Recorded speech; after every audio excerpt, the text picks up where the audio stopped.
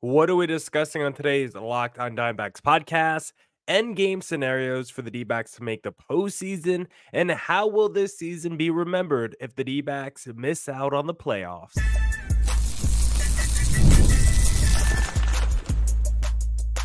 You are Locked on Diamondbacks, your daily Arizona Diamondbacks podcast, part of the Locked on Podcast Network, your team every day. Welcome into the Locked on Diamondbacks podcast, part of the Locked on Podcast Network, your team every day. You're listening to who? The always charismatic host of this podcast, Millard Thomas. I'm a multimedia journalist and I'm a graphic designer, so please go check out my website, millardthomas24.myportfolio.com. On there, you can see all my latest work, from my packages to my articles to my photos and my graphic design.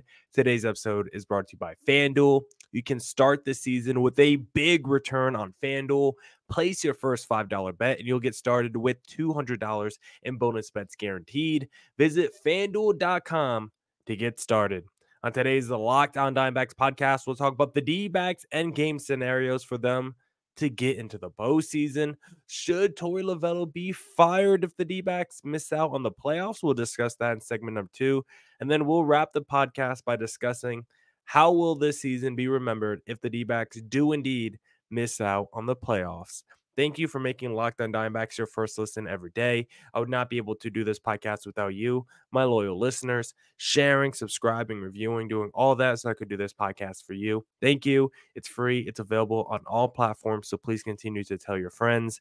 And one of those platforms is YouTube. Please hit subscribe to Locked on Diamondbacks on YouTube.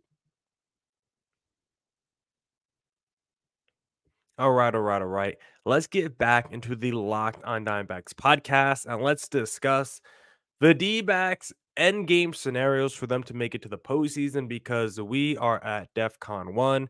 The D-backs did everything in their power to try and not make it into the playoffs. When talking about backing into the postseason, that's what the D-backs are trying to do once again. They did it last year in 2023, ended the season on a losing streak, only made it because the other teams in the wild card race lost.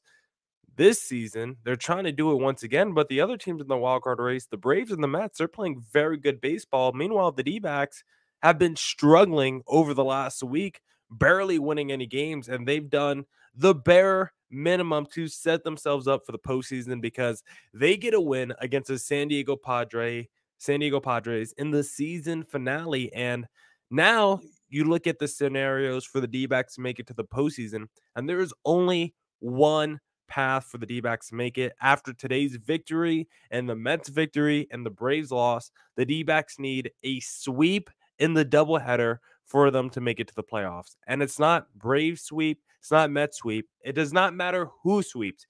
Either Braves or either Mets, if either one of them wins both games, the D-backs go to the playoffs. So once you see the first game of the doubleheader, whether it's the Mets win or the Braves win, we need to root for that team to win the second game, because if they sweep the doubleheader, Mets or Braves, both that team and the D-backs will make it to the postseason.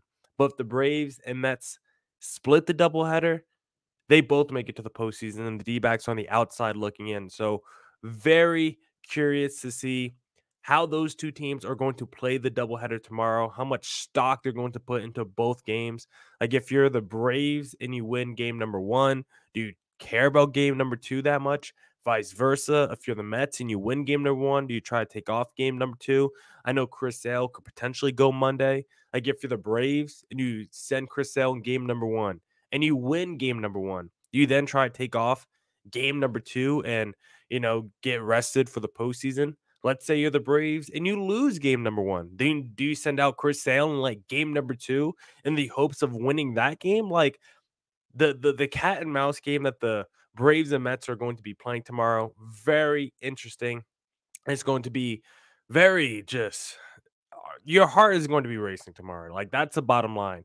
There's no easy way to watch Monday's doubleheader and you feel good about yourself if you're the D-backs, because the D-backs did nothing to help themselves out all week. You had series against the Colorado Rockies, series against the San Francisco Giants, and against these teams who are not even in the postseason, the D-backs were losing games. They have been so bad recently, have been 9-12 in their last 21 games, and the D-backs miss out on the postseason. There's no one to blame but themselves. The D-backs shot themselves in the foot so many times over the past month of September, and this has been such frustrating play to see from the D-backs, who have been so good. June on, September came, and they just hit a wall. Offensively, they're still going to end the month as like the best offense in baseball for the month of September. Like statistically, they still had like the best offense this month, but very inconsistent, very up or down. Bunch of games where they were shut out or put up like 2 runs or less. You had the game on Saturday against the Padres where the offense just doesn't show up. The pitching is fantastic through 8 innings until the ninth, where AJ Puck gives it up. But that's been kind of the story all month. Maybe one day the pitching looks great, but the offense doesn't show up. The other day the offense shows up, but the pitching doesn't. And you look at games like the Brewers when you were up 8-0 recently in that finale, and you gave that game up. There's so many moments you could point to this month where the D-backs just gave a game up, or they made a bad decision. They had, poor play. Like we've seen some defensive miscues by the D-backs over the last week, stuff that you don't typically see by Arizona. And so uh, it's frustrating to watch. If you're a D-backs fan, like you had this feel-good finale where Brandon Pfaadt goes out there, he dominates. We get big game 5. I know some people were calling for Zach Gallen, who was available in this game to start the finale. I did not mind Pfaadt going in this. I felt like Pfaadt was going to show up in a big way. We've seen Pfaadt in the postseason games last year, right? Game 7 against Philadelphia, Pfaadt stepped up. And so I think Pfaadt has that intangible quality where the biggest of games, Pfaadt's actually going to step up. And so I was confident in Pfaadt in this season finale with the D-backs, season on the line. And so I was not mad that he started over Zach Gallen. You got a great start out of Pfaadt. Uh, Torey Lovullo, of course, was not playing around, went to the bullpen quickly, got a save from Ryan Nelson. So you get this feel-good start from Brandon Pfaadt where he has the 9 Ks, great start. Eugenio Suarez hits the 30 home run mark. He gets 100 ribbies. Randall Grichuk, another great day for the D-backs as he continues to have a fantastic month. And yet, none of it really matters if the D-backs miss out on the postseason, because we'll talk about in segment number 3 how we'll remember this season if the D-backs don't make the playoffs. But at the end of the day, it does not matter how good this finale was. Does not matter how good this D-backs team has been since June. Does not matter that you were the best offense in the league from start to finish. The season is over, and now we're waiting on a doubleheader between the Mets and the Braves and praying those two teams sweep just so our team could get into the postseason. It's really pathetic to see. The D-backs had so many chances, so many opportunities to clinch a playoff spot, to secure a spot over the last month. So many games right there for the taking. So many opponents that were just inferior to Arizona, and the D-back just squandered all of those opportunities. So if come Monday, the doubleheader is split between the Mets and the Braves, there's no one the D-backs can blame but themselves. And that's why in segment number 2, we'll discuss if the D-backs miss out on the postseason, should Torey Lovullo be fired? But hey, if you want to make a wager on the D-backs making it to the postseason, then why not go into FanDuel? Because hey, NFL fans, you can start this season with a big return on FanDuel, America's #1 sports book. So when you get a hunch in the middle of the game, you can check out the latest stats, view live play-by-play, and so much more on the same page where you place your bets. Now that baseball season is over, I'm going to FanDuel to do some NFL parlays. My favorite thing right now to do on FanDuel is the little underdog parlay. Every week, I've been kind of good doing this on FanDuel. I take 2 teams who are not favored, and I just take their money line and I parlay them together. I've done it with the Saints this year. Won. The Commanders are always plus money. Always look at them. And so if you can find those 2 underdog teams that you really like, parlay them together, you can get some really nice odds. And FanDuel has this great promotion where you'll get started with $200 in bonus bets guaranteed when you place your first $5 bet. That's FanDuel.com, America's #1 sports book. All right, let's get back to the Locked on Dimebacks podcast and let's discuss a little bit more of a harsh, sad topic, but I think it's a real one that we need to discuss. And it's should Torey Lovullo be fired contingent on the D-backs missing the postseason? Because the D-backs, best offense in baseball this year, one of the best records in the sport from June on. And this is a team that had a September collapse and is potentially going to miss out on the postseason. And if that happens, like, someone I think should answer the call for that. I think, yes, the players are have a lot to blame, but I think there's now a large enough sample size of things going awry and things going wrong under Torey Lovullo's watch where I think it could be time to move off of Lovullo if this team misses out on the playoffs. Now, it does seem kind of crazy that the man's job security is contingent on a doubleheader, but I think that's how thin it is because if you do get back to the playoffs, then of course I think anything is possible for this D-backs team if we get back to the playoffs. But if the doubleheader comes and it's a split and the D-backs miss out on the postseason, this is an all-time collapse in D-backs franchise history. And you look at Torey Lovullo's track record with Arizona, like I mentioned, this is just like a cherry on top of a long list of things I've had an issue with Lovullo during his tenure with Arizona. He's got the collapse this year, and it's not the first collapse he has with the D-backs. He also has the 2018 September collapse where they were like 15 games above 500 and then went 8-20 or something in the month of September and just missed out on the postseason. So this is not the first time that we've seen Lovullo be the commander of a team that collapsed in the final month of the season when they were heavily favored to make it to the playoffs. And also, when you're looking at the team this year in the collapse, is this the most loaded roster in D-backs franchise history? Like, to have a roster that led the league in runs scored, lets you know the talent on this team, and the fact that it's not going to be in the postseason, like maybe give Lovullo a little credit for the fact that this is the highest scoring team in the sport. But I think it's a travesty that it might not play October baseball. And you look up and down, Marte's an MVP season. Again, all-star years from guys like Christian Walker, Moreno, Gurriel, McCarthy, Carroll, Suarez, all really good players. Perdomo, Jock Peterson, Randall Grichuk. Like you go 9, 10 deep in your lineup. I know the rotation hasn't always lived up to its potential, but on paper, it's super talented. Bullpen is better than years past as well. So this is the most loaded roster you've ever had in D-backs franchise history, and you're going to collapse as you just miss out on the postseason. Not to mention, you got the 2021 season under your belt if you're Lovullo, probably the second worst season in D-backs franchise history. The COVID year, 2020, that season was weird, so I don't want to put too much of that season's blame on Lovullo's shoulder, but entering that season, the D-backs were projected to be good. They had just signed Madison Bumgarner. Of course, he was trash, but the D-backs really did not live up to expectations at all in 2020.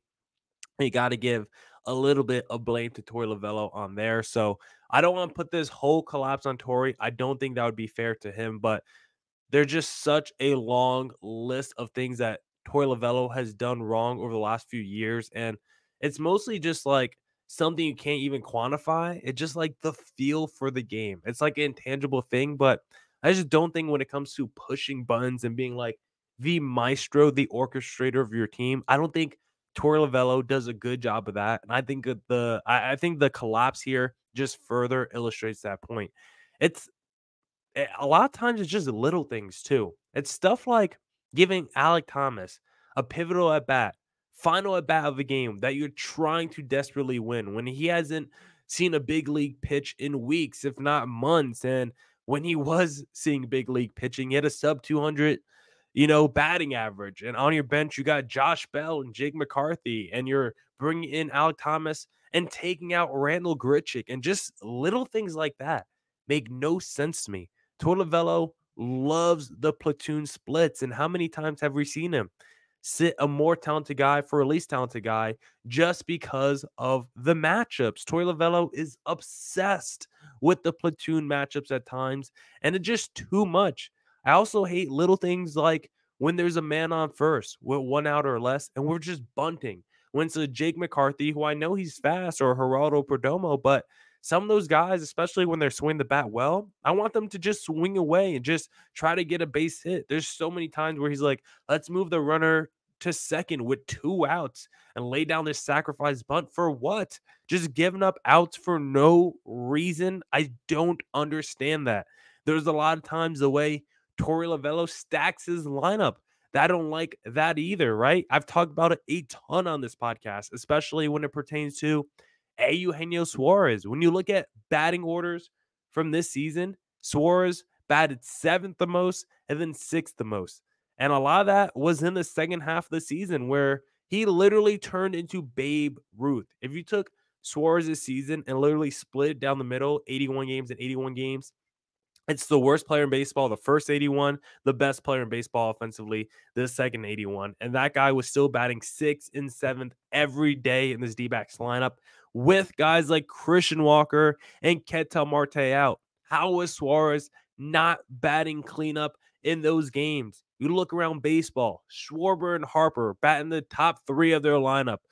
Judge and Soto, same thing. Ohtani and Betts, same thing. You look at the best lineups in the sport, and they stack their best hitters at the top. Meanwhile, Eugenio Suarez is putting up stats comparable to Babe Ruth and batting behind Luis Guillermo, Kevin Newman, Pavin Smith, Josh Bell, all of them in the lineup. Just absolute insanity. The lack of playing time for Randall Grichuk all month.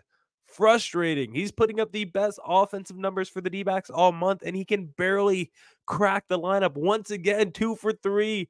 2 RBIs in a big day for Randall Grichuk, including a home run.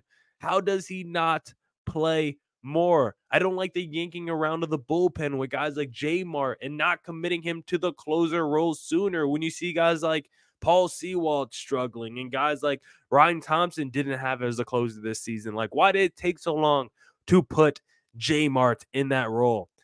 Torey Lovullo also loves sitting guys when they are on heaters. How many times have you seen guys with, come off a home run, have a game with a home run, and then the very next day they're benched, right? Or we've seen guys have 3 home runs in 3 days and then get benched. There's so many times where guys are on heaters and then all of a sudden Lovullo's like, you know what? Time for a rest day. I just think at the end of the day, Torey Lovullo, great from an emotional leadership standpoint. I think the locker room loves him. I think all the guys respect him. I think everyone loves Torey Lovullo. Don't get me wrong. I love Torey Lovullo for all the reasons I just mentioned. I just think over the course of 162 season, he just doesn't have a great feel for the game. I think it's a big reason why you never see this team play well for 162 games. Last season, we were good in the first half, terrible in the second half. This season, great in the second half, terrible in the first half. Like, I think part of the problem is Torey Lovullo doesn't know how to get his guys ready for the course of a full season. I think part of that is the feel for the game. So despite the team getting to the World Series in 2023, I never felt like it justified everything that I've seen wrong from Lovullo from the last few seasons. I like Lovullo, but with candidates out there like Skip Schumacher, I think the D-backs need to consider their other options if they miss out on the postseason. And now I want to discuss how the D-back season will be remembered if they miss out on the playoffs in segment number 3. But if you're looking to buy tickets to maybe an upcoming D-backs game, maybe playoff tickets if we get there, then I suggest going to Game Time, because Game Time is the best place for last minute tickets. Best place for sports, concerts, comedy, theater, and more. They have this feature called All-In Pricing. When you toggle it on, it shows you your total cost up front with no surprise fees at checkout. Get a panoramic view from your seat before you buy. The lowest price guarantee guarantees you the lowest price, or Game Time will credit you 110% of the difference. Take the guesswork out of buying tickets with Game Time. Download the Game Time app, create an account, and use code LOCKEDONMLB for $20 off your first purchase. Terms apply. Again, create an account and redeem code LOCKEDONMLB for $20 off. Download Game Time today. What time is it? Game time.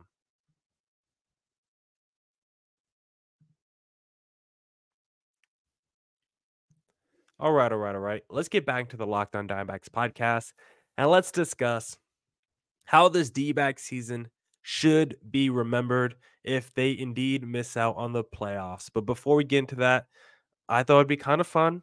One last time, let's update the panic meter for the D-backs. Of course, this is the meter that I've been updating for the last few months on the D-backs' chances to make the postseason, right? We definitely did this at the beginning of the year where the D-backs, especially through June, right? Until the beginning of June, they were many games below 500. Looked like they were going to miss out on the playoffs. And so we had the panic meter for the D-backs' chances of missing out on the playoffs.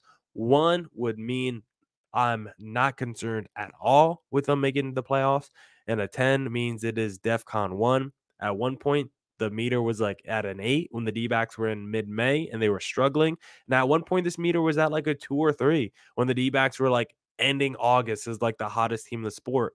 But now the regular season is over for the D-backs, but there's still one doubleheader left that's going to determine the D-backs' future. And of course, because of that, we have to put the panic meter at 11, at a 12, at a 13, at an infinity because it is the highest it can be. The meter is currently broken. The D-backs do not control their future for the postseason, which is as scary as it can be when determining your future for the playoffs. The fact that you can't control it, you can't do anything as a D-backs player, fan, front office member. All you can do tomorrow is sit down on your couch, watch the first game unbiased, and then in the second game, either root for the Braves or the Mets, depending on who won game number one. So, panic meter at an all time high.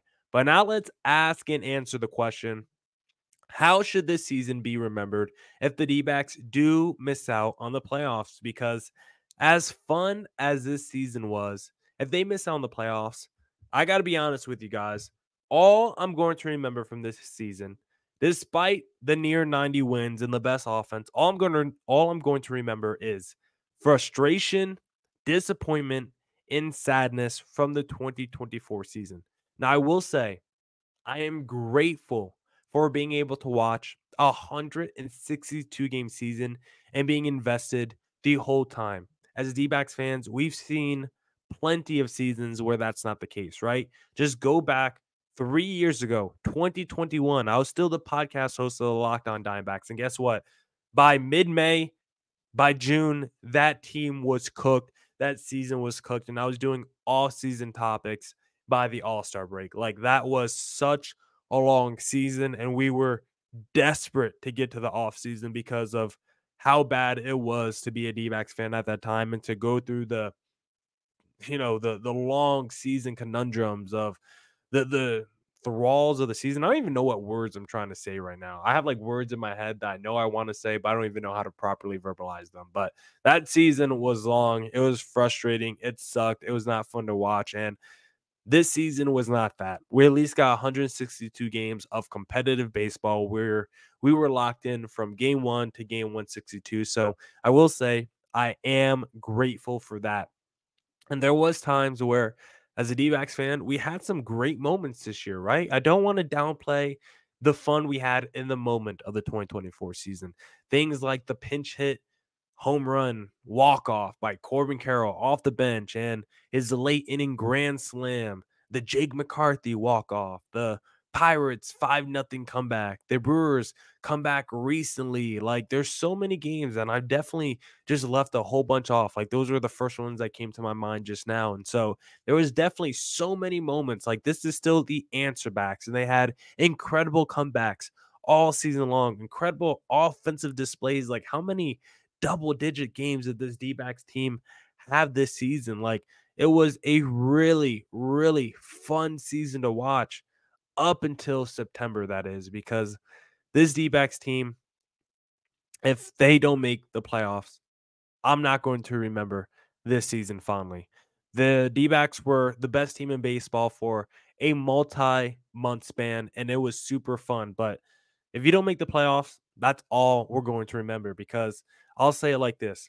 As you guys know, I grew up as a Red Sox fan. Don't really get to watch them much anymore, but still got love for my heart for the Red Sox. But one of the seasons that stand out to me, it's actually the season that I think about the most as a sports fan. It's a season that's actually like had the most emotional weight to me, more than maybe any other season. When I go and think through my fandom, more than any championship I've seen a team I rooted for hold up their trophy for. I think the 2011 season for the Boston Red Sox, where they had the worst collapse in MLB history, had a bigger emotional weight on me, positive or negative, than any other season where I rooted for a team I like, because the Red Sox in 2011 were like the D-backs at points throughout that year, the hottest team in baseball. I will remember watching MLB Network and turning it on, and they would be like, the red hot Red Sox win 9 games in a row. And it felt like they were a lock to make it to the postseason. And it felt like they were going to be one of the teams that were going to be in the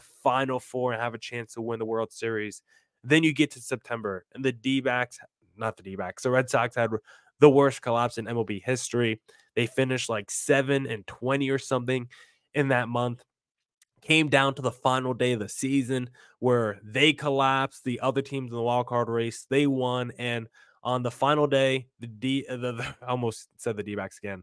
On the final day, the Red Sox missed out on the playoffs while the other teams made it. And I just remember that day so vividly, the emotions I felt so much. And when I think about my sports fandom, it's the season I think about the most because of just the emotional drainage I had as soon as the season ended, where it felt like we were the best team in the sport for so long. It felt like we were going to the playoffs, felt like we had a chance to really win it all. Then all of a sudden, it all ended and the season collapsed. And I don't think whether the D-backs if the D-backs miss the postseason tomorrow after the doubleheader, I don't think I will feel as down in the dumps as I did when the Red Sox missed out. I don't think I will feel as strongly in the moment. But I think as years pass and we think back on the season and we think back on the most talented roster in D-backs franchise history, and we think about the best offense in the sport that missed out on the playoffs, I think as the years pass, the hurt will grow more. I think the season will only be remembered worse and worse as the years move on. They say time heals all wounds. I think this wound will actually get worse. I'm actually watching like House of the Dragon right now, Game of Thrones. Not going to spoil anything for you guys, but the king on that show, he has like some infection in season 1. In like episode 1, he has sores, you see it, and then by like episode 10, sores all over his body, gaping holes, like he is looking disgusting, gashes all over.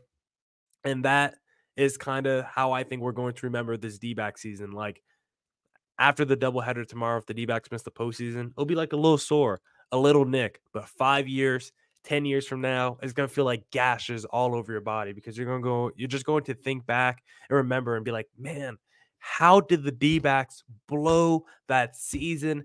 How did they blow that September? They were so good all year, such a great lineup, so many talented guys, and yet they miss the postseason. I'm going to remember the Ketel Marte monster year. I'm going to remember the insane Eugenio Suarez turnaround. But at the end of the day, I'm going to try and erase this season out of my mind if they miss out on the playoffs, because at the end, it will be just too painful to remember. Now, that's it for this edition of the Locked On Diamondbacks podcast. Come back tomorrow for more Diamondbacks news coverage insight. We'll either be celebrating with champagne showers, or I'll be wearing all black, as it will be a funeral podcast for the D-back season. So come back tomorrow for more Diamondbacks news coverage and insight. And as always, stay safe, stay healthy. Doses.